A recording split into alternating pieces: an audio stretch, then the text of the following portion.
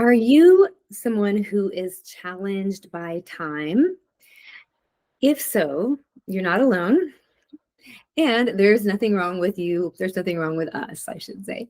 So welcome. My name is Angela Shakti Sparks with Heart Magic Healing. And in this video, I'm going to be sharing some ways that you can work with some of time management if you are one of the people who is not great with using a calendar. You don't really like to use calendars. You don't like to be tied to time constraints and time restrictions. So if this is you, we are what's called, so according to neurolinguistic programming, NLP, we talk about there being two types of people when it comes to time: in time and through time. So we are in time. We kind of get, again, think of being lost in time. And this can drive the other people crazy, right? The people that are through time, they are the ones who live and die by the calendar. If you're not early, you're late. And so, we can drive them a little bit crazy. And again, there's nothing wrong with it. There's just two different types of time. They can drive us a little crazy too, because they're so strict about being on time. It drives us a little crazy. So let's talk about a few ways that we can work with our time management. Now, if being an in time person doesn't cause any issues for you, if it works out great and it's okay for you to be late places, and then by all means go for it. But I teach classes, I have clients to see, and other important appointments and events. And so here are a few ways that I work with this to not be always frazzled and scrambling out the door, which is how I used to be.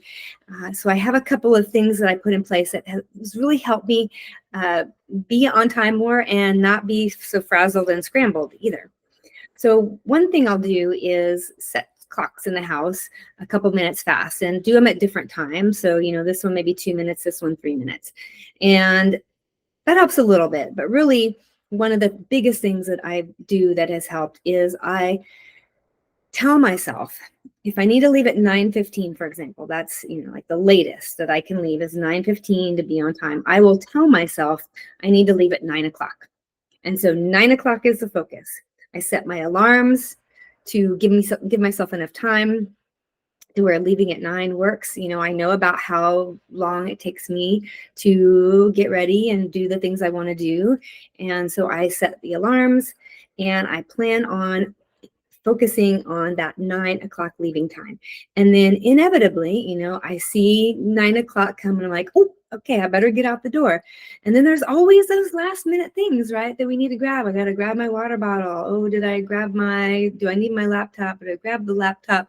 And so by the time you get those last minute things that you need to get to go out the door, then it usually ends up being about 10 after 9 when I would get out the door. But at least I still make it on time, sometimes even a little bit early.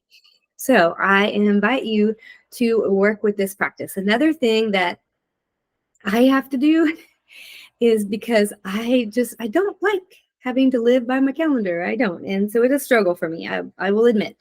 And so when I put an event on my calendar, if it's not something that I do every week, so like say, I know Tuesdays and Sundays I teach my classes. So I kind of have that in there. I don't have to do this for that. But if I'm substituting another class, or when I have a call, especially with calls, I've got to do this. I will set the call, the appointment, the class or whatever it is on my calendar. And then the day before, I set another calendar event that says, hey, you're subbing a class tomorrow, or you have a call tomorrow.